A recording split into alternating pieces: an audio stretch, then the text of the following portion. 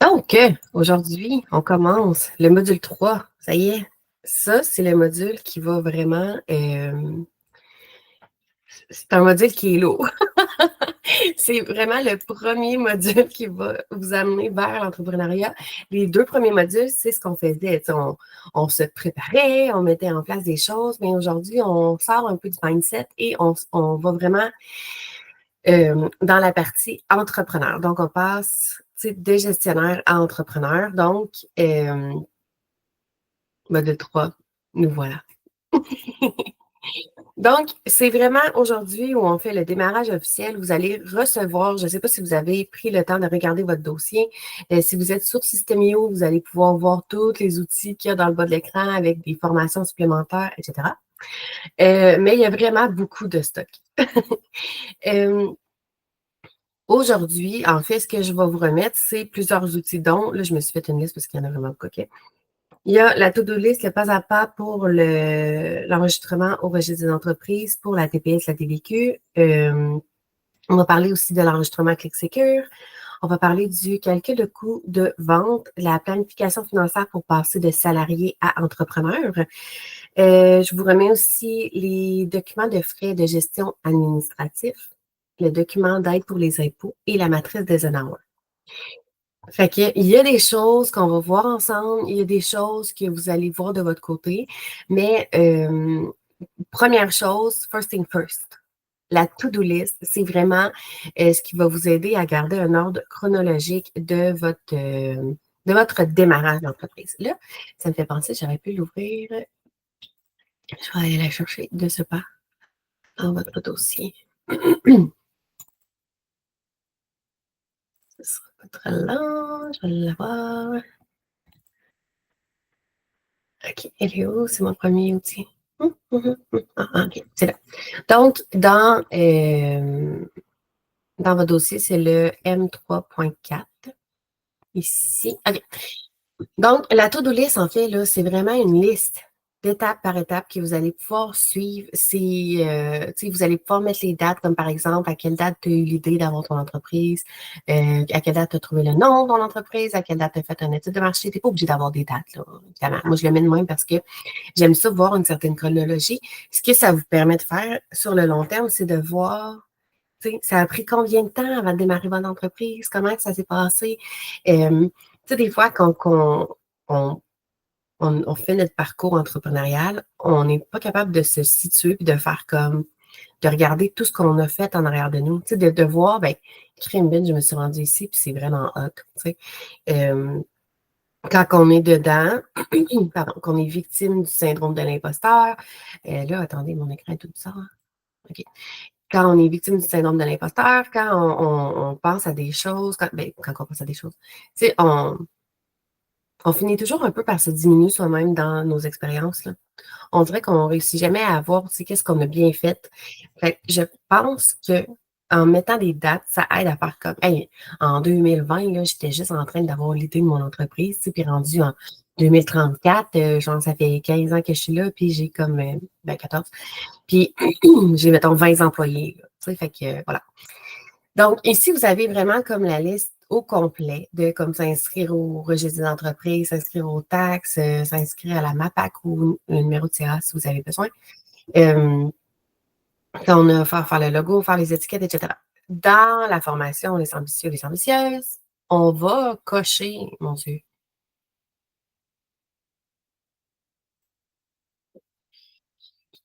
D'après moi, là, la seule affaire qu'on ne fera pas, c'est prendre la photo de vous ou de vos produits. Si vous avez des produits. Moi, je ne suis pas photographe, désolée. Je peux venir vous prendre en photo avec mon iPhone si vous voulez. Là. Ça ne sera pas peut-être pas aussi professionnel. Mais c'est des choses ici qu'on ajoute, mais on va quand même ouvrir la page Facebook, on va faire les sites web, le logo. Comme, honnêtement, d'après moi, il y a juste comme les photos du propriétaire et les photos des produits qu'on ne fera pas ensemble. Fait bref, vous allez pouvoir cocher tout ça en dedans de 4 mois, ce qui est assez cool. Pour chacune des étapes, pour la liste, pour la liste de démarrage, en fait, je vous ai mis ici une explication pour à peu près tout. Fait que si jamais il y a des étapes que vous ne comprenez pas, que ça manque de clarté ou peu importe, vous allez pouvoir voir toutes les étapes ici. Je vous ai également mis En fait, ça vient avec le produit, là. Mais il y a. Ben, ça vient avec le produit. C'est moi qui l'ai fait, mais en tout cas, whatever. Je m'éloigne. Ici, il y a aussi un exercice que vous pouvez faire sur la concurrence. Donc, vos concurrents, est-ce qu'ils sont haut de gamme, prix élevé, ils sont bas de gamme, pas prix? Est-ce qu'ils sont on ne peut pas faire d'autre chose. Puis dans le fond, le but dans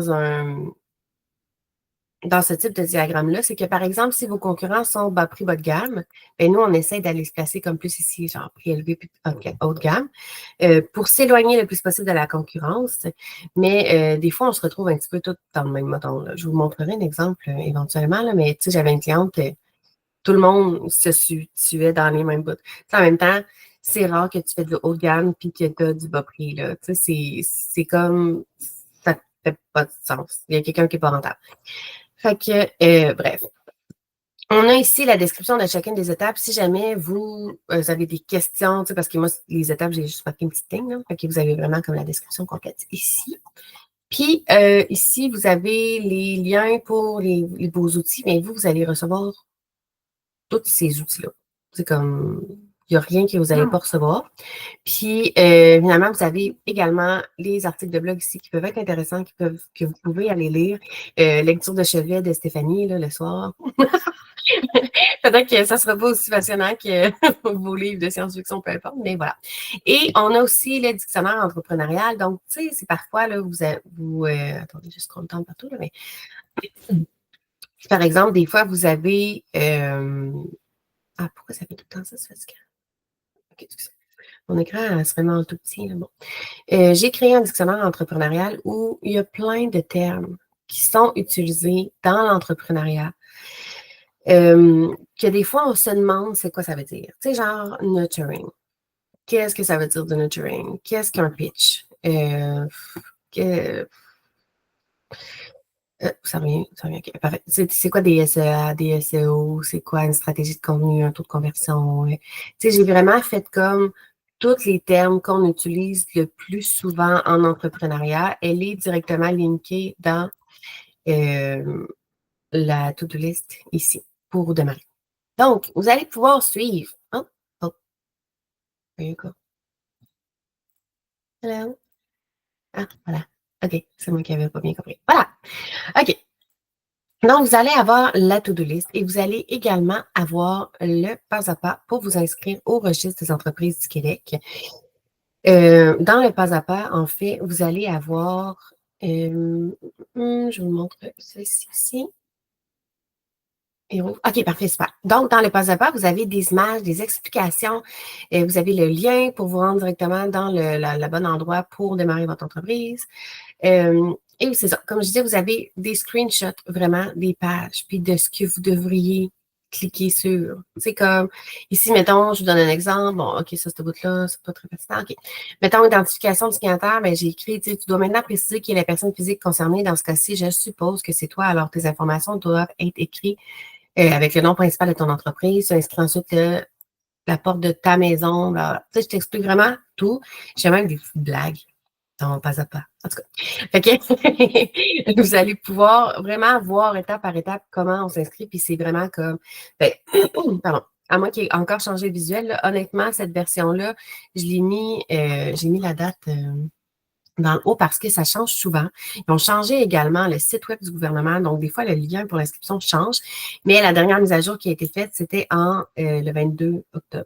2024. Si jamais, d'ailleurs, vous voyez que le document n'est pas à jour, avisez-moi. Ça va me faire plaisir de vous trouver le lien. Ça va me faire plaisir d'aller le modifier dans le dossier. Donc, on revient à ce qu'on fait aujourd'hui, parce que je ne fais pas juste vous remettre des documents. Aujourd'hui, on va parler de la structure juridique de votre entreprise. Donc, je vous ai écrit les différents types de structures juridiques. Il y en a 6 au Québec. Il y en a un peu plus que ça, mais on va se limiter aux 6 les plus, je veux dire, populaires. Donc, les structures juridiques, en fait, là, ça, c'est que quand vous allez vous inscrire au registre d'une entreprise, vous allez devoir choisir entre le fait que vous êtes travailleur autonome ou entreprise individuelle, société par action, donc incorporation, société en nom collectif, coopérative, organisme à but non lucratif, Et ici, j'ai marqué société par... En fait, il n'y en a pas 6, il y en a 5, mais en tout cas. J'ai remis l'incorporation ici parce que dans le fond, il y a l'incorporation provinciale, fédérale et vous pouvez aussi vous incorporer dans les deux cas. Donc, lorsqu'on est, en fait, là, vous faites les ambitieux et les ambitieuses, donc j'ai supposé que vous étiez travailleur autonome ou entreprise individuelle. La plus grande différence entre un travailleur autonome et une entreprise individuelle, je vous l'ai écrit ici. Inscrit, écrit, en tout cas. Si, par exemple, tu veux t'appeler les créations de Marie, au lieu de Marie Tremblay, par exemple, tu dois t'enregistrer comme entreprise individuelle parce que tu n'utilises pas ton prénom et ton nom comme nom d'entreprise. Et même que si tu es travailleur autonome, tu n'as pas l'obligation légale de t'enregistrer au registre des entreprises. Pardon. Tu peux simplement écrire ton nom et ton prénom sur tes factures, comme tu écris, mettons, Evelyne Papillon. Moi, j'habite au 350 avenue Saint-Thomas-de-Caxton. Ça, c'est pas l'adresse d'Evelyne, c'est la mienne. Et là, tu écris, mettons, toute ton adresse au complet. Puis, dans le fond, tu écris tes informations à toi, les informations de ton client, puis tu compiles tes données de travailleur autonome que tu remets à la fin de l'année comme fiscale du gouvernement, là, donc du 1er janvier au 1er décembre. Tu compiles toutes tes factures de fournisseurs, toutes tes factures de clients et tu remets ça à ton comptable et lui, merci, bonsoir, tu es travailleur autonome. C'est pas plus difficile que ça. Si tu vas avoir des taxes en tant que travailleur autonome, il faut que tu t'inscrives comme entreprise individuelle. Tu n'es pas obligé d'utiliser un nom qui est autre que le tien. Tu peux utiliser le nom, par exemple, les créations de Marie, et tu peux t'enregistrer comme entreprise individuelle, mais c'est qu'il faut que tu aies quelque chose pour pouvoir avoir les taxes. Donc, il faut que tu sois inscrit quelque part. Tu ne peux pas être travailleur autonome sans être inscrit comme travailleur autonome au gouvernement. Et après ça, te dire, bon, ben, je vais aller chercher des taxes, ça ne fonctionne pas. Il faut que tu aies un numéro d'entreprise. Le numéro d'entreprise, il t'est attitré par le gouvernement. Tu ne peux pas le choisir. Tu ne peux pas choisir tes 7 chiffres chanceux. Ça ne fonctionne pas. C'est vraiment comme attitré par le gouvernement. L'exemple que je te donnais ici, en fait, là, c'est qu'entre travailleur autonome et entreprise individuelle, c'est comme dire char ou automobile. C'est la même chose. C'est juste des mots différents. Donc, les principales caractéristiques d'un travailleur autonome ou d'une entreprise individuelle, c'est que tu es le seul propriétaire. C'est toi qui fais tout. Ton entreprise, c'est toi-même, donc vous êtes la même personne. Parce que dans le fond, comme dans le cas d'une entreprise qui est incorporée, l'entreprise devient une personne morale distincte. On en parlera plus tard. Et dans le fond, au Québec, travailleur autonome, c'est un terme qui est souvent utilisé. Entreprise individuelle, c'est un terme qui est un peu plus officiel ou officieux, je veux dire même, parce que tu peux utiliser ton nom d'entreprise, mais c'est la seule différence que ça fait en vrai. Pardon. Donc, ensuite, on a les sociétés par action qui sont des incorporations. Ici, on parle plus comme d'un VUS. C'est que, dans le fond, tu as une protection légale. Il faut que ton assurance... Non, je recommence. Il faut que ton entreprise ait une assurance à elle seule. Comme je disais, ton entreprise devient une personne distincte. Tu as plus de crédibilité souvent auprès des banques, mais tu as plus de paperasse et de frais. Donc, en tant que travailleur autonome, tu peux, par exemple, faire entrer tout l'argent dans ton compte personnel à toi, puis jamais aucun... Comme le gouvernement ne va pas te dire Hey, montre-moi ton compte. Tu sais, s'il le fait, il n'a pas le droit. OK. J'avais. La tatoueuse, à un moment donné, elle m'avait dit ça. Le gouvernement, il avait demandé d'avoir ses relevés de compte d'accéder, puis j'étais comme, mais ceci est illégal. Ils veulent regarder si tu fais de l'argent en noir, en tout cas. OK, bref, elle l'avait donné, là. Je te jure que c'était pas une bonne idée, mais bon. Alors, tu as plus de crédibilité auprès des banques parce que dans le fond, ce que ça fait, c'est que ton incorporation, là, c'est qu'il y a toi, puis il y a ton incorporation. Quand tu es travailleur autonome ou quand tu es en entreprise individuelle, il y a toi, puis ton entreprise. Vous êtes les deux ensemble. Donc, voilà, l'incorporation, c'est vraiment comme une entité morale distincte qu'on appelle. Et donc, c'est une personne que tu mets au monde. C'est comme ton enfant. C'est l'extension de toi-même. C'est juste qu'à un certain point, non, parce que ton enfant a tes responsabilités. Ah, d'accord. Si, par exemple, l'entreprise fait faillite, là, tu sais, les gens, souvent, ce qui est partagé comme information, c'est que si ton entreprise fait faillite, tu ne seras pas affecté. Oui, mais dans le sens que si ton incorporation fait faillite, tu ne seras pas affecté en premier. C'est ça qu'il faut dire, OK? Parce que dans le fond, quand tu es travailleur autonome, c'est toi qui es directement affecté parce que c'est toi qui as directement tout encaissé l'argent, c'est toi qui as directement fait tous les services, c'est toi qui as tout, OK? Mais une incorporation, c'est que ça éloigne le fait que tu vas être affecté, mais tu es souvent quand même affecté, même si tu as une incorporation. Parce que dans le fond, ce qui arrive, c'est que dans l'incorporation, tu vas avoir des comptes fournisseurs, des factures clients, OK, pareil comme dans une entreprise individuelle, mais l'incorporation, elle, euh, ce que ça fait, c'est que, mettons, le gouvernement va venir chercher les actifs et les passifs, bon, du coup, de l'incorporation. Donc, il va aller voir à qui tu dois de l'argent, à qui, ta.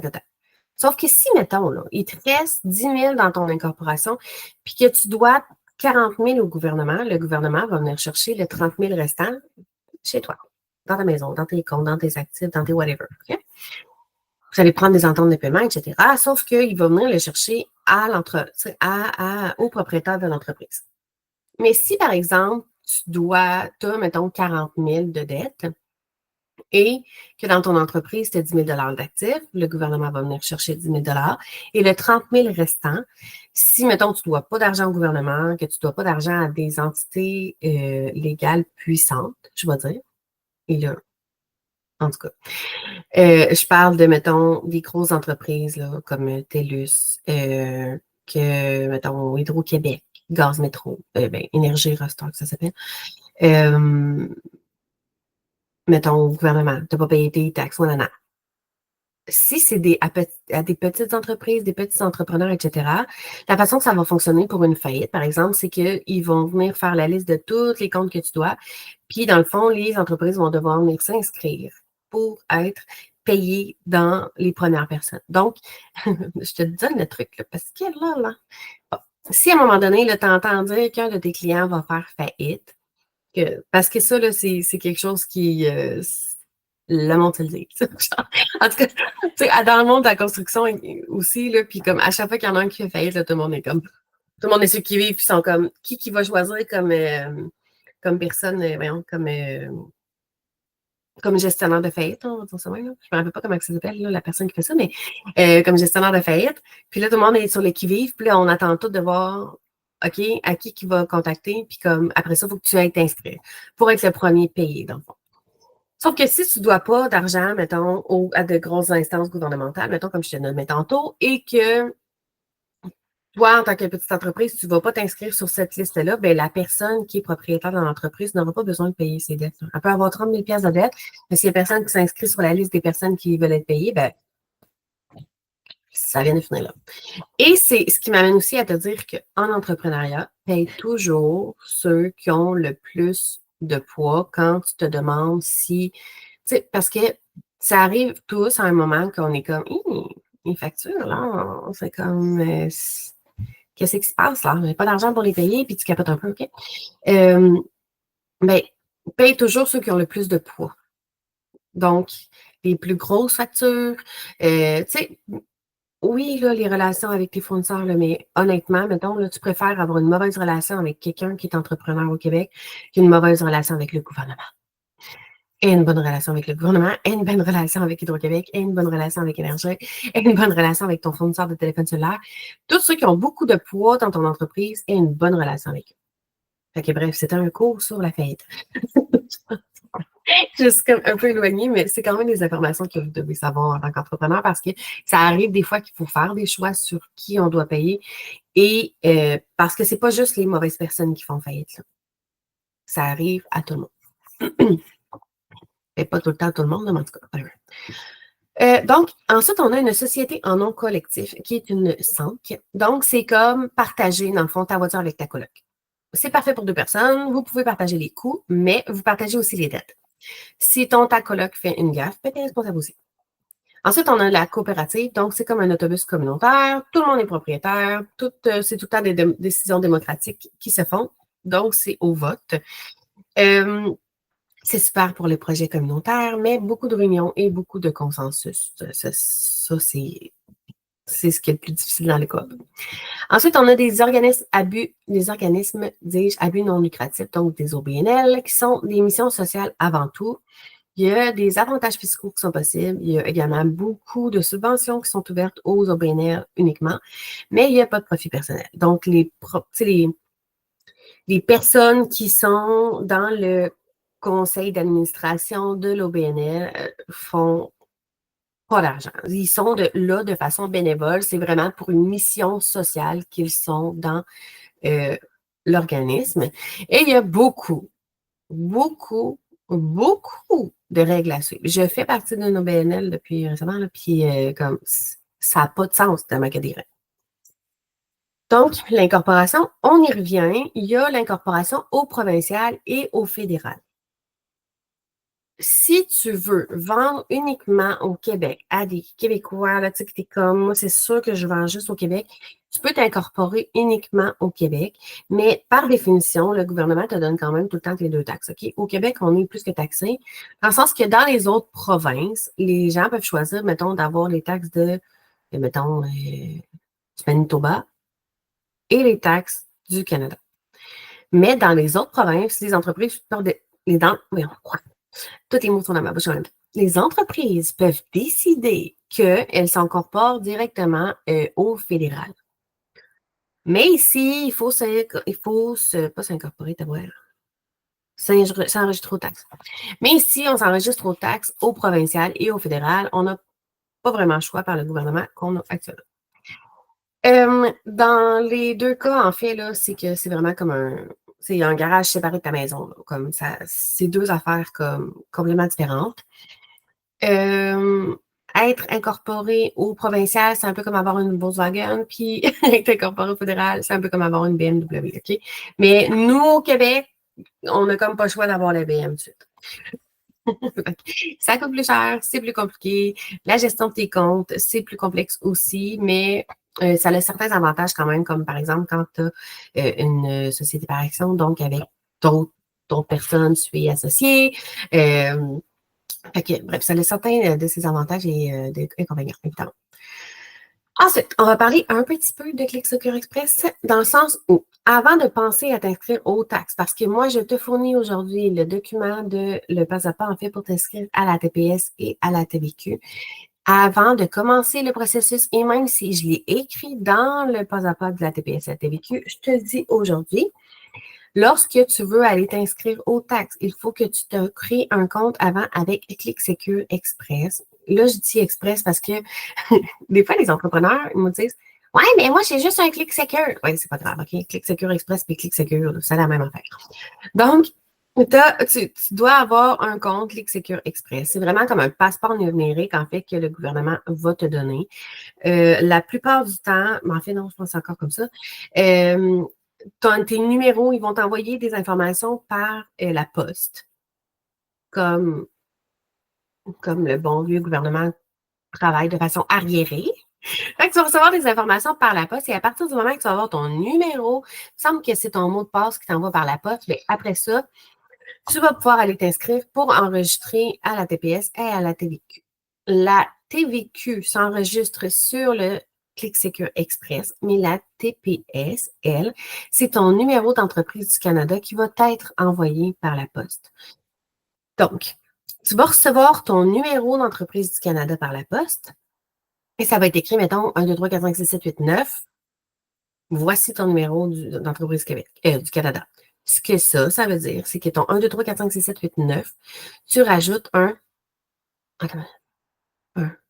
ART après ça, 0001, puis voilà ton numéro de taxe pour ta TPS. Ta TVQ, elle, c'est lorsque tu vas aller t'inscrire sur Revenu Québec grâce au code que tu vas avoir reçu de Clic Secure Express, que tu vas pouvoir aller obtenir ton numéro de taxe et lui, il va t'être envoyé.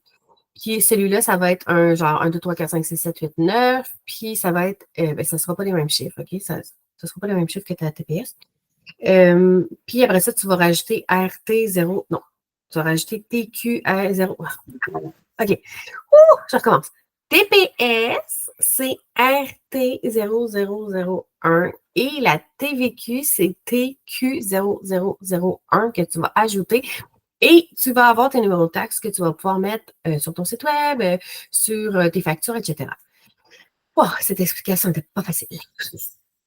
OK. Donc, vous allez aussi également avoir le pas à pas pour le numéro, la TPS et la TVQ, dis-je. Et ça va être un peu le même principe que ça, c'est juste pas le même visuel. Ensuite, aujourd'hui, on va parler de d'autres choses que des documents que je vous remets. Donc, on va parler des 5 piliers de ta transformation. Donc, de ton parcours à aujourd'hui. Ton parcours que tu commences aujourd'hui comme entrepreneur, officiellement, parce que moi, je considère que tu vas t'enregistrer au registre des entreprises si ce n'est déjà fait avant le prochain module. OK? Oui, oui, oui, let's go. Ça coûte une quarantaine de dollars, puis je t'invite à le faire avant d'écouter le prochain module pour que tu puisses continuer sereinement les étapes et aussi pour te mettre en action. Fait que la semaine prochaine, je vais vous le demander si vous êtes inscrit. Donc, on a les 5 piliers de la transformation. Donc, en fait, j'ai marqué 5. J'en ai enlevé un, puis je n'ai pas pensé à écrire 4. Ça, c'est pas fort. Pas bravo pour ça, Stéphanie. Donc, on va voir l'évaluation de tes compétences, la prise de décision stratégique, l'organisation du temps et la gestion budgétaire. Oui, c'est tout qu'un programme qu'on a aujourd'hui. Donc, l'évaluation de tes compétences, en fait, ce qu'on va venir valider, vérifier, ce qu'on va venir faire. Et ça, c'est la partie mindset de ce module-là. C'est qu'on va venir valider tes compétences clés. Donc, tes compétences comme leader ou comme gestionnaire d'équipe. Tes compétences comme planificateur stratégique, de gestionnaire de projet, communicateur, analyste, résolution de problèmes et ton gestionnaire des changements. Quand on regarde ça ici, on se dit peut-être, il la là, que ce bout-là, je ne l'ai pas. C'est pas grave. Je t'explique. Donc, on va aller évaluer tes compétences et je t'ai mis ici ton premier exercice à faire pour ce module-ci. Donc, par exemple, je te mets une petite description de leadership et gestion d'équipe, par exemple. Je t'ai mis, tu sais, le leadership, c'est ta capacité à guider, inspirer et mobiliser les autres vers un objectif commun. C'est comme être un capitaine d'une équipe de soccer. Tu dois connaître les forces de chacun, savoir quand encourager, quand recadrer et surtout montrer l'exemple. Tu dois créer un environnement où chaque joueur se sent valorisé tout en maintenant le cap sur les objectifs de l'équipe. Le but à long terme, c'est d'établir sur quelle force travailler et non ce que tu n'as pas. OK? Il y a quand même une petite distinction à faire ici. Donc, moi, ce que je te demande, c'est de noter ton niveau actuel de leadership ou de gestionnaire d'équipe que tu penses que tu as en toi. Puis là, j'ai mis le troisième point, OK? Mais quand je fais des sondages ou quand je fais justement des notes sur 5, là, j'essaie de jamais mettre mais là, j'étais comme, ça va faire bizarre dans l'image, en tout cas.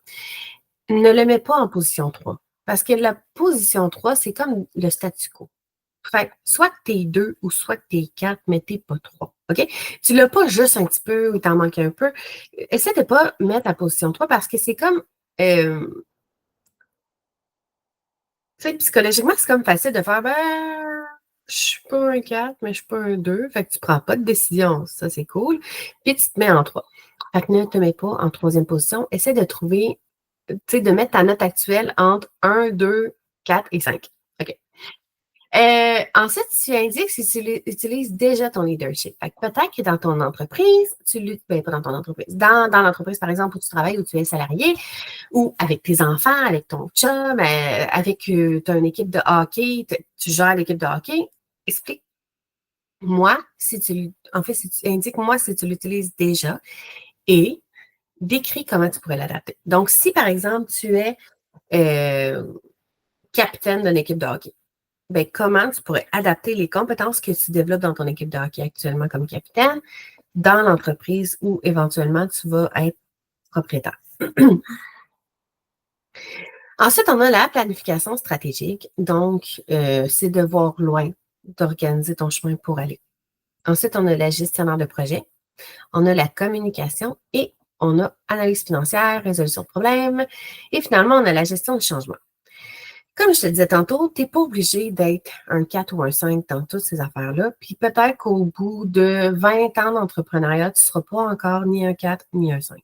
Ça se peut très bien. Parce qu'on a toutes des capacités, puis on a toutes une personnalité qui fait qu'on va avoir certaines forces et certaines faiblesses.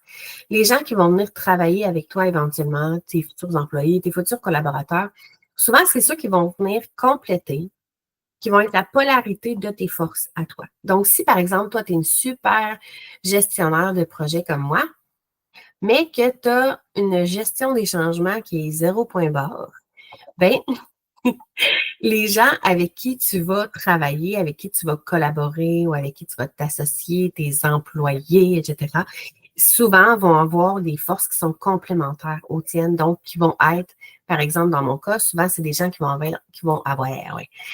être des bons communicateurs et qui vont avoir une bonne facilité à s'adapter au changement.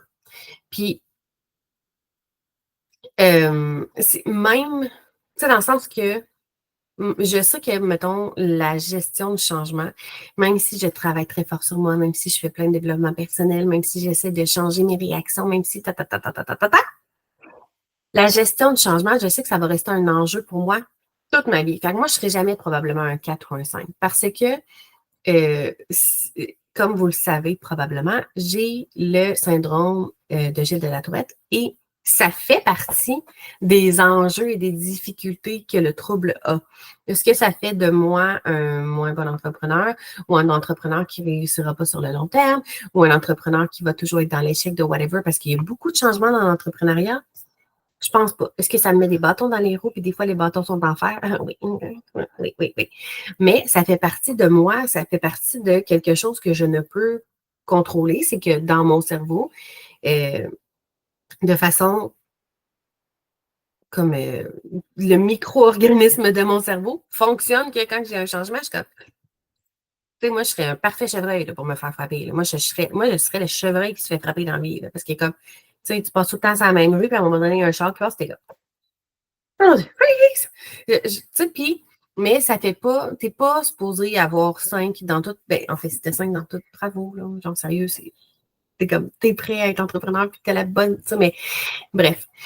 Je tenais quand même à faire cette petite parenthèse-là parce que quand on fait des cours en lancement d'entreprise avec Entrepreneuriat Québec ou avec des entreprises gouvernementales ou gouvernementales, de lancement d'entreprise, d'ASP, de lancement d'entreprise, souvent, ils sont comme, bon, ben là, tu vas me dire comment tu es un leader, puis genre, tu sais, puis c'est comme, je t'enfonce dans la gorge que tu dois être un leader, mais ça se peut que toi, le leadership, là, ça soit pas ta force parce que tu es quelqu'un de très timide, puis que tu es comme, moi, ça va me prendre tout mon change là, pour aller dire aux autres quoi faire, tu sais, mais c'est normal, on est comme, puis surtout au point où vous en êtes aujourd'hui, vous êtes comme des bébés entrepreneurs, donc c'est normal.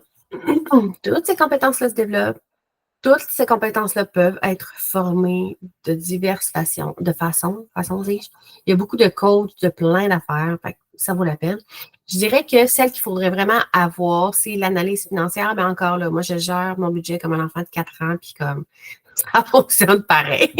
Fait que, même chose que ma fille de 5 ans meilleure que moi pour gérer son budget. En tout cas, fait que, on a toutes comme des forces et des faiblesses, puis il faut juste savoir les reconnaître.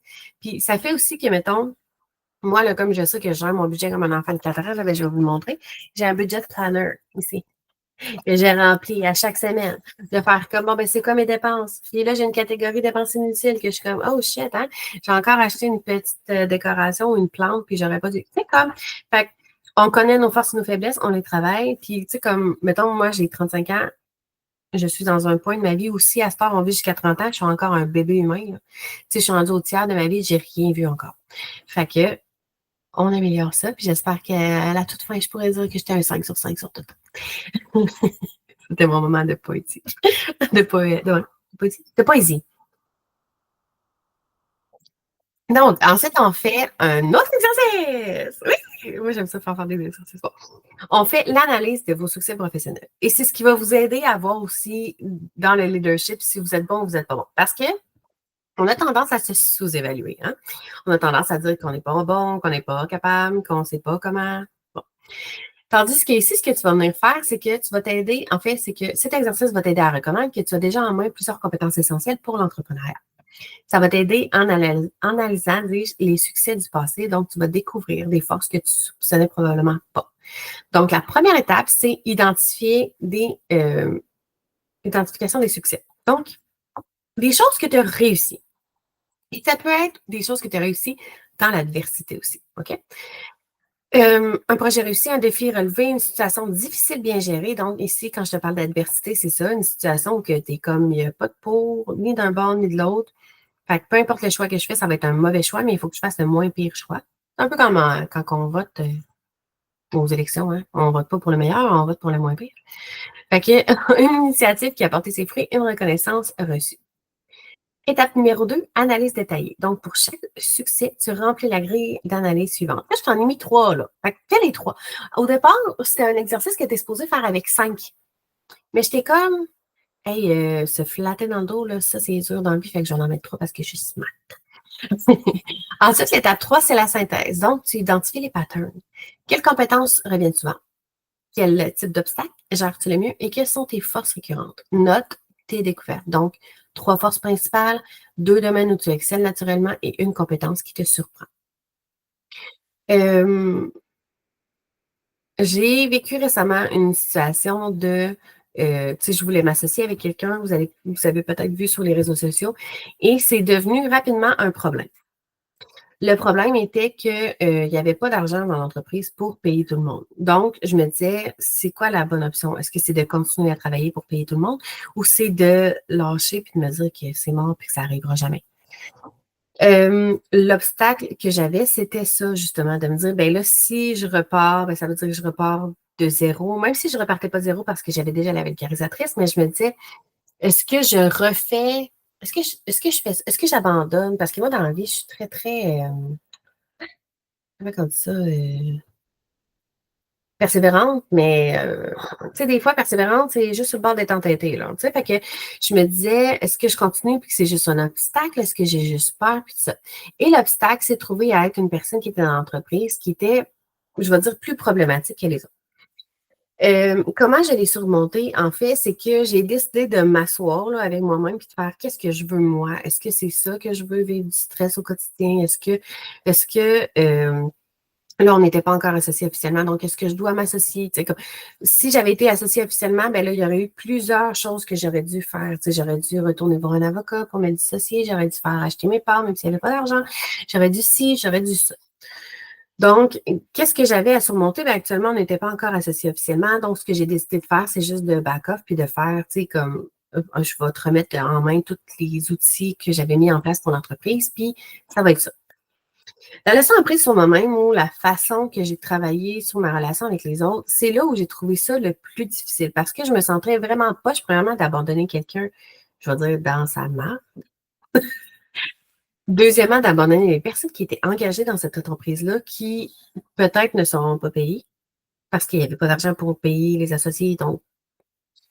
Et ce que je trouvais difficile aussi, c'était que ma relation avec cette personne-là, ben, ça s'est grandement détérioré. Là, tu sais. Puis, moi, j'avais pas vraiment vu de point positif dans cette affaire-là. Puis ça fait 2 semaines que je me suis dissociée. Hem, puis j'étais comme: comment je fais pour voir les points positifs? Tu sais, comme, c'est difficile de dire: «Ben oui, il y a du positif même dans l'hyper-adversité», là. Tu sais, comme puis j'étais comme: «Me semble», je sais pas, tu sais. Mais ce que j'ai appris sur moi-même, là, c'est que je mets pas assez mes limites rapidement. Avec tu sais, c'est probablement là, que les affaires que vous allez voir là, ce sont des obstacles puis des problèmes que vous avez vécus précédemment qui vont vous permettre de remplir ça. Mais tu sais, mettons, si je fais le postpartum, justement, de la situation, bien, quand que je regarde la situation que j'ai appris sur moi-même, puis c'est drôle parce que, tu sais, je faisais votre module, là, puis, tu sais, je mettais, tu sais, moi, souvent, mettons, quand que je montre des choses, bien, je travaille sur comment moi, tu sais, je le mets dans des exemples que moi je vis en tant qu'entrepreneur, tu sais, puis j'étais comme, c'est quoi ce que j'ai appris sur moi? Mais j'ai appris là, que j'ai beaucoup d'empathie envers les autres aussi, bien plus que ce que je pensais. J'ai appris aussi que, voilà, je mets pas mes limites assez rapidement. J'ai appris que pour moi, c'est important que ce soit très clair, très protocolaire, puis très, dès le départ, les attentes, faire une liste des attentes que j'ai envers les personnes avec qui je m'associe, puis tu sais, comme que ce soit extrêmement clair et précis, puis que ce soit égalitaire pour tout le monde. Et ça, j'ai toujours eu, je vais dire, soif de justice dans ma vie, mais ça, c'est vraiment, tu sais, comme j'étais là, c'est encore ça. Quand que je ressens une injustice, ça devrait être le moment où je fais, bon, on va prendre un petit pas de recul, là, puis je pense que là, on n'est pas à la bonne place. T'sais. Parce que souvent, ce que ça fait, c'est que je ressens une injustice, je laisse transgresser ma limite, puis là, je suis pas les nerfs. c'est tout. C'est une situation qui était, je vais dire, banale, que vous pouvez mettre dans votre tableau, que vous allez pouvoir faire. Tu sais, même des fois, c'est juste un problème, je sais pas, avec ton chum, avec tes enfants, avec une mère à l'école. Tu sais, comment tu vis ça? Puis, je te donne un exemple beaucoup plus banal, là. Euh, là, 2 semaines, j'étais allée chercher ma plus jeune à l'école, puis on rentre dans l'école, je m'en vais la chercher, tout va bien, je reviens. Et il y a une vanne qui est stationnée tellement proche de mon char là, que je ne peux pas ouvrir la porte de mon camion. Je pousse les arroses dans le camion pour qu'elle réussisse à embarquer dans son siège. Après ça, je recule mon char pour pouvoir comme clairer la porte avec la vanne puis pas ouvrir ma porte sur la vanne. Puis là, j'ouvre la porte, puis là, je vais l'attacher, tu sais, puis je suis comme, ça n'a pas de bon sens, là, tu sais. Je me suis demandé comment que la personne a fait pour rentrer dans le parking tellement qu'elle est proche. Je me dis, c'est un miracle que nos miroirs ne se soient pas touchés. D'après moi, elle a fermé son miroir pour embarquer dans le parking. J'étais comme la folle. Genre, c'est quoi son problème, tu sais? Fait que bref. Mon obstacle numéro 1, c'était que je suis quand même assez gênée. Fait que j'étais comme, ah, c'est bizarre comme situation, puis ça me rend mal à l'aise, mais c'est quelqu'un qui m'aime pas, puis c'est pour ça qu'il est parqué proche de moi, mais là, tu t'imagines pas l'affaire, OK? Puis là, à un moment donné, je vois, puis en même temps, je suis tout le temps un peu mal dans ces situations-là parce que, justement, je dis jamais rien. Puis là, j'étais avec mes filles.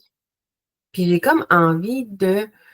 J'ai comme ce combat à l'intérieur de mère, là, tu sais, que t'es comme, j'aimerais ça montrer le bon exemple, mais en même temps, c'est quoi le bon exemple? Tu sais, comme, en tout cas. Puis là, je vois qu'il y a une petite madame, là, qui attend sur le bord avec son enfant, tu sais. Puis la madame, là, elle a à peu près ma carrure, même un peu plus de Dieu. Fait que je suis comme, comment qu'elle a fait pour débarquer de sa vanne? Es-tu sortie par la valise? C'est impossible.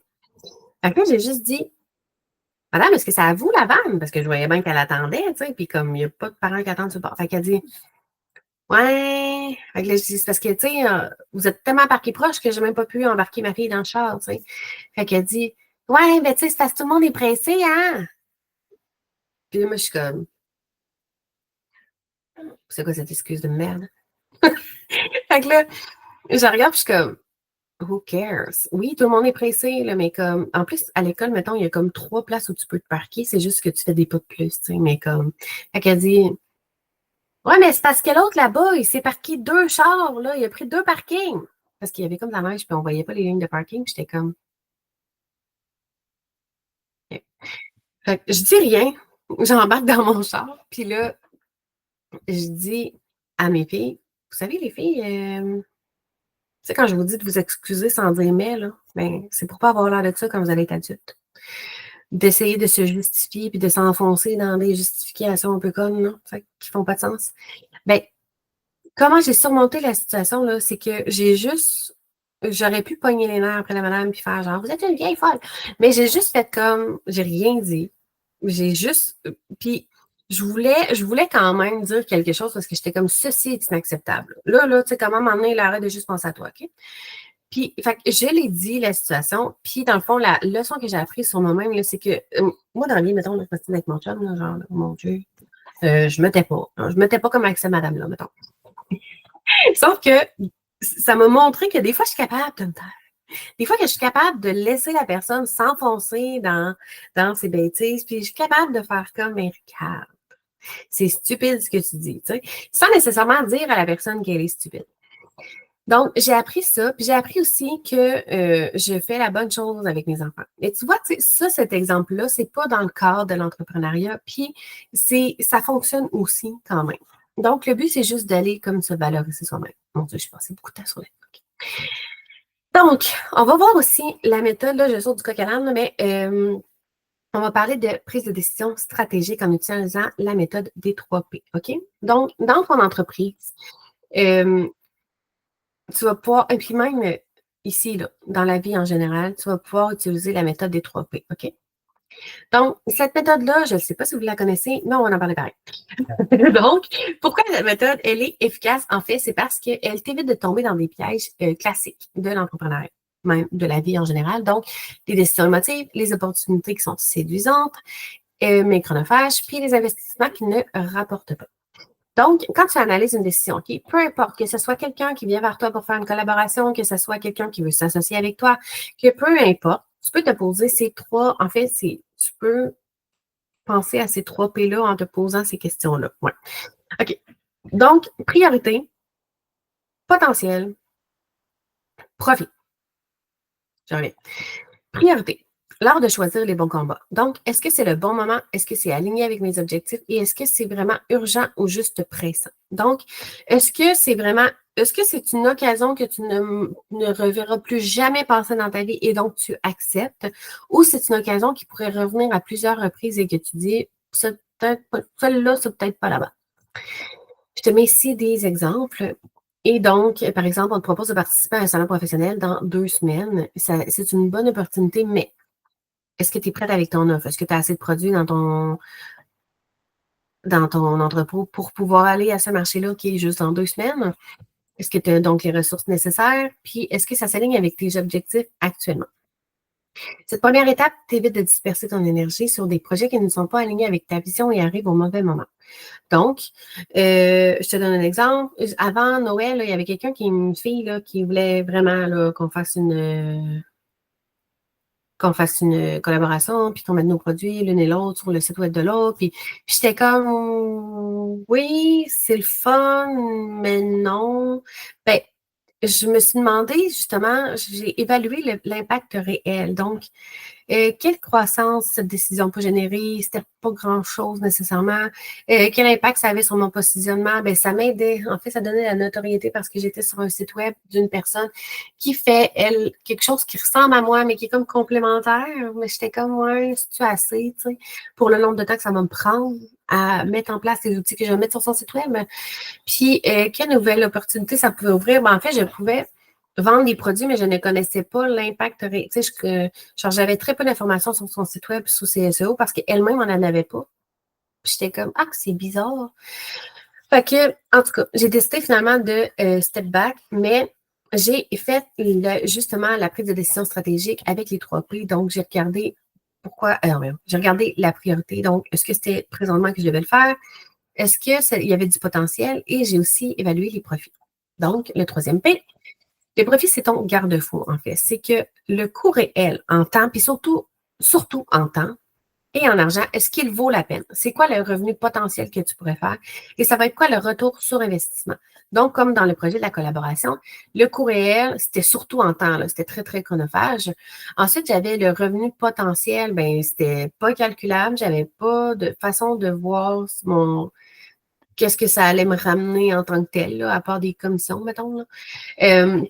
Et donc, mon ROI, mon retour sur investissement, ben, sur l'investissement en temps versus l'investissement comme l'argent que j'allais recevoir en échange, c'était comme, premièrement, pas calculable. Et deuxièmement, ça aurait probablement pris beaucoup de temps avant que mon temps soit repayé pour du temps que j'aurais pu prendre pour d'autres choses qui est plus rentable. Donc, j'ai décidé de passer. Mais voilà, en fait, c'est pour ça que je vous donne l'exemple. Ces étapes-là, t'assures de prendre justement des collaborations, de prendre des décisions qui vont contribuer à la santé financière de ton entreprise. Puis, tu sais, là, je vous raconte ça comme si ça avait pris 15 minutes, là, cette décision-là, mais tu sais, ça a pris au moins 2 mois. Fait que des fois, tu sais, c'est juste que, mettons, c'est juste que, mettons, d'avoir ça en main, tu vas pouvoir y revenir, tu sais, puis te dire, OK, mettons, je pense aux 3 P, c'est potentiel, priorité, potentiel, profit, priorité, potentiel, profit. Tu sais, t'es comme, est-ce que vraiment ça vaut la peine? Elle sait pas. La réponse est non. Donc, pourquoi cette méthode fonctionne? En fait, je vous ai donné un exemple très concret, mais c'est parce qu'elle est complète. Donc, elle couvre les aspects essentiels d'une décision d'affaires et d'une décision d'entreprise. Elle est objective, donc tu essaies de vraiment prendre un pas de recul sur la décision, même si des fois ça peut être extrêmement tentant, puis de faire comme, est-ce que c'est quelque chose qui est cool? C'est simple aussi, hein, très simple, 3 P, facile à retenir. Elle est évolutive et elle est préventive. Donc, tu vas dans la prévention et non dans l'action, puis après coup, tu fais « ça, c'était pas une bonne idée ». La clé du succès, c'est d'utiliser cette méthode systématiquement, même pour les petites décisions. Puis, comme là, ma collaboration, c'était une petite décision, mais qu'au final, elle aurait été en temps très demandante. Donc, des fois, on pense même que c'est des petites décisions, mais qui se retrouvent avec des grosses décisions quand même. Oh, je suis dans la mauvaise page. OK. Donc, organisation du temps. Oui, là, ça va vite. Ça va vite. C'est ce que je voulais pas te voir aujourd'hui. Bon. Maintenant, on passe à l'organisation de ton temps. Donc, j'ai ici écrit 2 techniques, dont une, ma préférée, puis une, le time blocking. Le time blocking, là, c'est une façon, donc, ce que tu fais en fait, là, c'est que c'est comme une méthode d'organisation où dans ton agenda, tu vas aller te mettre, mettons, des moments où tu fais telle chose. OK? Comme par exemple, dans une journée, tu vas dire, bon, ben, j'ai un bloc stratégique de 2 heures, j'ai un bloc client de 2 ou 3 heures, j'ai un bloc administratif de 1 heure et j'ai un bloc de création de 2 heures. Ceci dit, dans le quotidien, le time blocking, je ne sais pas si tu es comme moi à ce sujet-là, mais de dire que ce bloc de temps-là va être pour telle affaire, si tu as un client que c'est juste ce bloc-là qui peut être là pour faire un rendez-vous, tu es comme, ah ben, OK. Ah ben, quand je vais le changer. Là, là, tu as un rendez-vous chez le médecin avec ton enfant, mais là, là, ça mange un autre bout. Fait que ce que je trouve difficile dans cette façon de fonctionner-là, qui fonctionne pour bien des personnes, on s'entend là, c'est d'appliquer ça dans un day-to-day où tu as des rendez-vous avec des clients, où tu as des enfants, où tu as genre des engagements en général. Moi, c'est pas quelque chose, moi, mettons, le mettre des couleurs dans mon agenda, là, c'est pas quelque chose qui m'empêche de faire d'autres choses. Fait que c'est vraiment pas ça qui m'empêche. Fait que dans le fond, ce que je fais, c'est que moi, oui, j'utilise la méthode d'organisation de temps, le time blocking, mais il existe la matrice d'Eisenhower. Tous les mots veulent sortir en même temps. D'Eisenhower. OK? C'est pas un mot facile à dire. Je vous conseille de l'essayer. Donc, comment utiliser la matrice? En fait, c'est qu'à chaque dimanche soir ou lundi matin, tu fais toute la liste des tâches que tu as à faire dans la semaine, tu les places dans tes bonnes zones de priorité. Tu planifies ta semaine selon ces zones-là. Donc, pour chaque nouvelle tâche qui arrive, tu te poses la question, est-ce urgent, est-ce important? Et tu la places dans la bonne zone et tu agis selon la zone. OK? Et là, je t'explique. La matrice d'Eisenhower, en fait, là, c'est un carré divisé en 4 sections. OK? Donc, tu as le carré urgent et important qui est à faire maintenant. Urgent, mais pas important, donc qui est à planifier dans ta semaine. Urgent, non, excuse-moi. Important, mais pas urgent, donc qui est à faire dans ta semaine. Je ne sais pas si je l'ai dit comme tu vois. À faire dans ta semaine, mais qui n'est pas si urgent que ça, mais c'est important que tu le fasses cette semaine. Il y a urgent, mais pas important, donc que tu peux déléguer. Là, petit bémol ici, des fois, ça se peut que tu ne puisses pas déléguer, mais on essaie de déléguer. Et ni urgent, ni important, donc tu élimines. Je t'ai mis ici des exemples. Donc, qu'est-ce qui pourrait être urgent et important? C'est par exemple une client qui attend sa facture, une date limite de versement des taxes, un problème technique sur ton site web qui empêche les gens d'aller acheter, par exemple. Ni urgent, ni important, ça serait, mettons, scroller sur Instagram, réorganiser ton bureau pour la 3e fois dans le mois, refaire ton logo, encore. Puis justement, j'en parlais avec ma nouvelle associée cette semaine. J'ai dit, tu sais, mettons, je dis éventuellement, j'aimerais ça qu'on refasse l'image de l'entreprise, mais pour le moment, je trouve que c'est pas une priorité et d'autant plus que ça coûte des sous faire ça. Tu sais. Fait que des fois, voilà, c'est pas dans l'urgence, dans l'importance. Donc, voici comment que ça fonctionne, la matrice d'Eisenhower. En fait, c'est qu'ici, tu as en haut important, pas important, urgent et pas urgent. Si tu te trompes, là, tu ne mets pas urgent dans le bord puis urgent. C'est vraiment pas grave. OK? Le but de la matrice, c'est de ça. Donc, dans pas urgent mais important, il faut que tu planifies ce que tu as à faire. Dans urgent, important, il faut que tu le fasses. Dans urgent, mais pas vraiment important, tu peux déléguer. Et ici, dans pas urgent, pas important, tu supprimes la tâche. Là, je t'ai mis ça, puis après ça, j'ai fait, j'ai oublié de faire ça, mais là, en tout cas, il était rendu minuit hier, puis j'étais comme là, ça fait minuit. Bon. Parce que la matrice d'Eisenhower, moi, je l'adore, OK? Donc, ce que je fais, en fait, là, c'est que je sors mon petit cahier, là, mettons ici, là. Puis j'écris la liste de toutes les choses que j'ai à faire. Puis là, mon Dieu, c'est bizarre ce que ça fait le cahier avec l'écran. Fait que là, mettons, tu écris 1, 2, 3, 4, 5, 6, 7, 8, 9, 32, OK? Tu écris toutes les tâches qu'il faut que tu fasses dans ta semaine. Puis ensuite, moi, ce que je viens faire, c'est que je ne viens pas écrire les tâches, là, parce que la matrice n'est vraiment pas assez grande pour écrire les tâches. J'écris les numéros des tâches. Donc, mettons, j'écris, bon, ben là, la tâche numéro 1, j'écris 1 ici. Puis la tâche numéro 2, ben c'est proche, c'est moyen important, mais c'est moyen urgent, mais je la mets ici. Puis là, je marque mes numéros de tâches dans ma matrice. Et après ça, je supprime les choses. Fait que j'efface, ben, j'ai le bord, là, les numéros de tâches que j'ai pas, c'est pas important. Puis on en a tout. Puis l'affaire, c'est que moi, je trouve que visuellement, ça aide vraiment de faire la matrice avec ça parce que c'est vraiment comme, non, j'ai pas mis d'exemple. C'est vraiment comme, comment je dirais ça?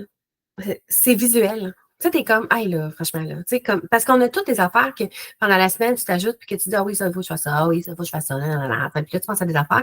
Mais finalement, t'es comme, ben, finalement, c'était pas si urgent, c'était pas si important. Je peux le mettre dans ma to-do list qui est comme, éventuellement, à un moment donné, je vais le faire, tu sais. Puis, je vais vous donner l'exemple de comment je l'ai placé dans Notion. Comme de je pense que je ne l'ai plus. Je l'ai encore. Parce que là, j'utilise plus actuellement Notion, j'utilise un cahier papier. Ce qui n'est pas nécessairement une bonne idée, mais en tout cas, ça c'est moi, là, les Stéphanie et les pas bonnes idées. Voilà, ici. OK. Donc, ce que j'ai fait ici dans mon Notion, c'est que j'ai mis les tâches urgentes, les tâches à faire, les tâches à prévoir en attente, puis à savoir. Donc, des fois, c'est juste des notes qui étaient comme, je veux le savoir, cette histoire-là. Fait que j'ai fait des colonnes ici que toi, tu peux quand même écrire, tu peux t'écrire des colonnes, où ma matrice? Tu sais, tu peux écrire des colonnes pas urgent, important, pas urgent, tu peux les écrire telles que la matrice l'est. Mais en tant que tel, moi, ce que j'ai fait, c'est que je les ai mis comme ça. Fait que, mettons, dans ma semaine, c'est des choses que je dois faire. Sauf que, mettons, ben là, je ne l'utilise plus, en tout cas. Puis, tu sais, tu fais comme, mettons, là, comme réviser les SEO de mon site web, là. Ben, c'est à prévoir, mais c'est pas là, right now, que je dois faire. Fait que de semaine en semaine, mettons, je vais venir, tu sais, comme, oui, je vais venir mettre les, non. Je vais venir mettre les tâches pour dire qu'elles sont terminées, mais dans ma liste à prévoir, mes tâches vont toujours rester là quand même parce que il y en a des choses. C'est comme. Puis en attente, c'est qu'il y a des choses que c'est pas urgent, que c'est pas important, mais que je veux le faire. Donc, tu sais, mettons comme un fichier pour calculer les kilométrages des personnes, un fichier des revenus du tenant, puis tu sais, ajouter les autres auteurs, voilà. Fait que euh, voilà, c'est ça. Donc, ici, tu as la matrice que tu vas pouvoir utiliser, faire imprimer, puis l'utiliser là, si tu trouves que le time blocking ne te correspond pas. Il y a aussi la façon de gérer ça, qui est la matrice décennale.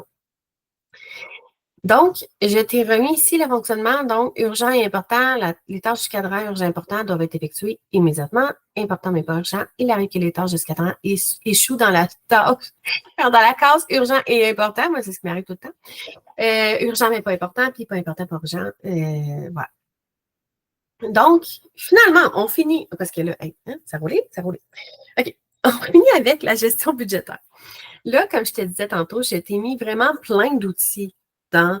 Je pense que le module 3, ça va être le module le plus déconstruit de toute l'histoire de l'humanité parce que ça saute.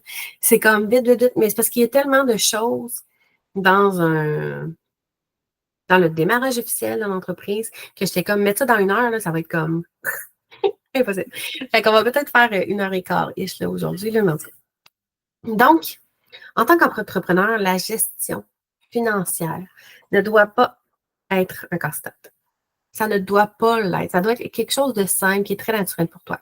Donc, tu peux utiliser des outils tels que, par exemple, Momenteo, qui est fait pour les travailleurs autonomes, ou QuickBooks, qui est fait pour les entreprises qui sont incorporées ou non. Et tu peux utiliser les cheveux me pognent dans le dos. Tu peux utiliser ça. En fait, moi, ce que je vais te fournir aujourd'hui, c'est le calcul de coût de vente. Donc, c'est un fichier Excel et avec le calcul de coût de vente, là, il y a aussi une formation vidéo que tu peux écouter. Donc, je vais mettre ça ici pour que tu puisses bien le voir. Dans le fond, ici, je t'ai mis les module 3.1. Je t'ai mis tout en ordre ce que tu dois regarder, ce que tu dois faire, ce que tu dois lire. Je t'ai mis si c'est un exercice ou si c'est un outil, etc. Tu n'es pas obligé de tout faire ça, évidemment. Puis si tu sais déjà comment calculer tes coûts de tes produits ou de tes services, tu n'as pas besoin de faire la formation. Mais dans le fond, ici, je t'ai mis les modules de formation d'une formation qui est facultative à faire, mais qui parle, d'entre autres, des frais administratifs, les principes du calcul de coût de vente, de comment faire ton calcul, ta feuille de calcul, puis il y a une conclusion à la formation. Donc, ta feuille de calcul de coût de produit, là, elle est ici. Et donc, elle est bâtie principalement pour les personnes qui font. Oh non, mais oui, ouvre-moi l'appareil là. Là. OK. Oui, minute. Oh, merde. Non, ça, c'est le fun. Ça, j'aime ça. J'ai comme un... C'est pas valide. OK. Bon. Vous me direz si vous êtes capable de l'ouvrir, là, parce que si vous n'êtes pas capable, ben, ça va me gosser. Ouais. OK. Vous me direz si vous êtes capable de l'ouvrir, dans le fond, là, mais la feuille, c'est... Ah, mais OK, c'est bon, là. Bon. Oui, tourner ma souris sur l'écran, ça ne change rien. Mais ça me fait du bien. OK. Donc, vous allez voir les outils. Vous avez le calcul de coût de produit, les gestions des frais administratifs. Si ça ne fonctionne pas de l'ouvrir, juste me le dire, puis je vais le remettre dans le dossier. Je ne sais pas pourquoi que ça ne fonctionne pas. Je suis un peu confuse ce matin. Et donc, avec la calcul de coût de produit et les gestions de frais administratifs, vous avez la formation vidéo. Vous pouvez l'écouter. Ça dure à peu près, grosso modo, 1 heure et demie, en tout cas. Puis, vous allez pouvoir l'écouter, mais vous n'êtes pas non plus obligé de l'écouter si jamais vous avez déjà vos prix qui sont déjà faits et tout ça. On a aussi, je vous ai mis également, là, je reviens dans mon module. Je vous ai mis également la planification financière pour passer de salarié à entrepreneur. Donc, c'est un outil qui a été spécifiquement conçu pour la transition. Donc, tu as un calcul pour ton coussin financier nécessaire, tu as une projection des revenus sur ton 12 mois, un tableau de suivi d'entrée et des sorties d'argent. Donc, dans ton module numéro 3, en fait, dans ton dossier de module numéro 3, il y a ici la planification budgétaire de lancement. Donc, blablabla. Là, je t'explique comment tu fais pour planifier ton budget de lancement. Et on descend ici. Ici, tu as un fichier de budget, si jamais tu n'en as pas, que tu peux utiliser. Là, je t'explique ici qu'il faut que tu dupliques pour que tu puisses enregistrer sur ton ordinateur parce que sinon, ça marche pas. Et donc, ici, tu peux venir calculer en fait ton budget puis venir voir justement de combien tu as besoin mensuellement, de combien tu as besoin par semaine puis par année. Quand on fait la planification budgétaire comme ça, là, on essaie de réduire les dépenses inutiles et de créer un fonds de secours. Créer un fonds de secours, c'est ce qu'on souhaite faire, mais des fois, c'est pas possible. Des fois, je te donne un exemple, j'ai des clientes qui étaient physiothérapeutes pour un centre de physiothérapie, puis on dit, hey, on aimerait ça se partir un centre de physiothérapie à 3, puis 4. Bon, parfait. Quand leur boss a appris ça, ils ont envoyé. Fait qu'ils n'ont pas vraiment eu le temps de se faire un fonds de secours. Ils ont capoté un peu, tu sais. Donc, ce qu'ils ont fait, c'est qu'ils ont réduit les dépenses inutiles au maximum. Ils ont pris des ententes de paiement avec par exemple, des compagnies avec lesquelles ils pouvaient comme prendre des ententes de paiement pour dire, ben, je vais te repayer dans 6 mois, mais tout ce montant-là, puis tatata. Puis bref. Fait qu'il n'y avait pas énormément de dettes, mais il n'y avait pas énormément non plus de fonds de secours. Tu sais, ils sont partis, maintenant avec 2000$ chaque à peu près. Fait que c'est comme, des fois, c'est un peu surprenant la vie, OK? Fait que ce qu'ils ont fait, c'est ça, c'est qu'ils ont réduit leurs dépenses inutiles, mais tu sais, mettons, après 1 an en entreprise, ils ont quand même acheté une bâtisse à 800 000, eu plus de 150 000 de subventions, ils ont maintenant 3 employés, ils sont 3 actionnaires, ils ont, tu sais, comme, fait que même si tu n'as pas de fonds de secours, il y a quand même une façon de réussir, c'est juste que des fois, c'est un peu plus stressant. Donc, on essaie de réduire les dépenses inutiles qu'on a mis ici dans le budget pour essayer d'avoir une meilleure transition vers l'entrepreneuriat. Puis, on priorise les dépenses essentielles. Donc, voici les choses que les gens essayent de te vendre sans que tu aies nécessairement besoin dans les médias. Un site web, un logo, des photos professionnelles. Quand je te disais tantôt, tu sais, ton site web, mettons, tu vas le faire, ben, je vais dire toi-même, là, on va le faire ensemble. Ton logo, tu vas le faire toi-même sur Canva avec la formation aujourd'hui. Mais mettons, un site web, normalement, ça se vend entre 5 et 10 000 Fait que, tu sais, déjà en partant, tu rentabilises ta formation d'aujourd'hui, ben, ta formation des ambitieuses, en ayant pris ça pour le faire toi-même. Parce que c'est des choses que, tu sais, comme le site web, ça fait super professionnel, c'est super beau, mais c'est vraiment inutile en démarrage d'entreprise, tu sais. Et nous autres, on va le faire parce que j'ai eu l'occasion de pouvoir te montrer comment le faire. Un logo, même affaire. C'est vraiment cool d'avoir une image de marque congruente et professionnelle, mais tu peux très bien vendre sans avoir de logo. Puis les photos professionnelles, c'est la même chose. Fait que voilà, je te parle un peu de comment tu peux maintenir ta source de revenus, blablabla. Puis voilà. C'est ça. Puis finalement, comme je vous disais tantôt, on a la matrice d'Eisenhower aussi que je t'ai ressortie, que tu vas pouvoir utiliser pour faire la gestion de ton temps, mais c'était pas ça mon point. C'était pas ça mon point. Qu'est-ce qu'il y avait un autre affaire dans mon. Bon. Ici. OK. Ah, la gestion des frais administratifs. Hein? Le document d'être. Je pense que je l'ai pas mis de temps. Attendez. Mon Dieu. OK, la gestion des... Ouh, mon Dieu, j'avais peur. Je pensais que je l'avais pas eu. La gestion des frais administratifs se retrouve ici. Puis, c'est le document d'aide pour impôt qui manque. OK, il me semble que hier, là, je me suis couchée, j'étais comme ça, le manque de quoi. Ici, je vais venir vous ajouter en M3.11. C'est fou, c'est le module qui est le plus intense. Là, le document... Arrête. C'est le document d'aide pour impôt pour les travailleurs autonomes. Ça a été créé par mon ancienne comptable et c'est vraiment un document qui va t'aider pour tes impôts de fin d'année, dans le fond, comme travailleur autonome ou comme entreprise individuelle, pour remplir toutes tes petites cases, pour faire quel montage est à telle place, à. C'est vraiment comme un document qui va. Je ne l'ai pas sous la main, puis là, on enregistre, fait que je ne vais pas vous faire attendre, mais je vais venir l'ajouter dans votre dossier pour le module 3, puis vous allez pouvoir aller l'utiliser également. Pour aujourd'hui, ça fait beaucoup de stock, beaucoup d'affaires, c'est beaucoup, OK?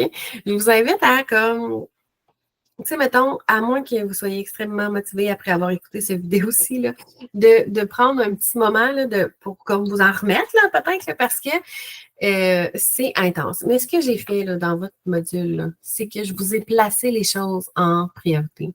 Donc, 3.1, là, c'est comme ça, c'est le module de ce que c'est ma présentation d'aujourd'hui, le CCC.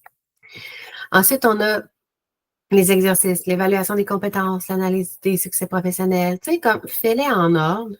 Puis, tu n'auras pas, tu sais, comme planification budgétaire de lancement, tu n'auras pas fait ça pour la semaine prochaine avant notre prochain, à moins que tu n'aies pas de job à temps plein et que tu aies 40 heures devant toi. Fait que tu n'auras pas terminé ça, mais c'est normal parce que ça, c'est des choses qui se font progressivement. Ce que je t'invite vraiment à faire, c'est d'aller faire l'évaluation de tes compétences, l'analyse de tes succès professionnels, d'imprimer les étapes de démarrage d'entreprise pour que tu puisses aller les cocher. Psychologiquement, là, cocher des cases de choses qu'on a faites, là, c'est très, très, très satisfaisant. Ça a été prouvé scientifiquement. Là. Fait que ça, je pense que ça vaut la peine. Va t'inscrire au registre des entreprises si tu souhaites t'inscrire au registre des entreprises parce que tu n'utilises pas ton prénom et ton nom. Mais tout le reste, calcul de coût de produit, gestion des frais administratifs, prends le temps de le faire parce que c'est des choses qui prennent du temps. Tu sais, le calcul de coût de produit, là, c'est une bonne journée de travail, je vais dire, si tu as plus qu'un produit. Tu sais. Gestion des frais administratifs, ben, tu peux aller vérifier le fichier puis voir à quel endroit tu places quelle affaire. Mais dans la formation vidéo, je te l'explique aussi. Fait que ça aussi, ça prend en considération. Il faut que tu écoutes une autre vidéo d'une heure, 1 heure et demie. Si tu veux aller utiliser tes outils, puis, ben, non, tu peux ne pas écouter de vidéo et aller utiliser les outils, là, tu sais, mais ça se peut très bien que tu trouves ça compliqué et que tu fasses n'importe quoi. OK. C'est ça que j'ai fait une vidéo qui explique en long et en large comment calculer nos coûts de produits et les frais administratifs. Puis la planification budgétaire, ben, tu peux aller lire le document qui est quasiment un livre complet, là. Tu sais, comme, attendez, il est où, là? C'est quand même un long document. Il est là, merde. En tout cas, whatever. Mais, tu sais, c'est ça. C'est un document qui est assez long et complet, mais tu peux aller le lire, puis, tu sais, aller mettre un peu dans le bain, mais je ne m'attends pas à ce que tu fasses tout ça pour la semaine prochaine. Comme, c'est des choses que tu vas pouvoir commencer à mettre en place. Si tu dis, bon, ben, la matrice d'Eisenhower, c'est quelque chose que j'aimerais utiliser, mais tu peux le faire dimanche, tu sais, comme, puis commencer à le mettre en place. Puis ça se peut que tu oublies de semaine en semaine parce que mettre une habitude en place, ça prend 21 jours. Ça veut dire que la matrice d'Eisenhower, si tu la fais une fois par semaine, ça va te prendre 21 semaines avant qu'elle soit instaurer cette nouvelle routine.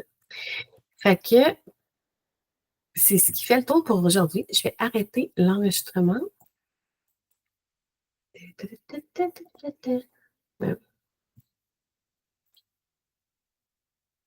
Ah, il est là. OK.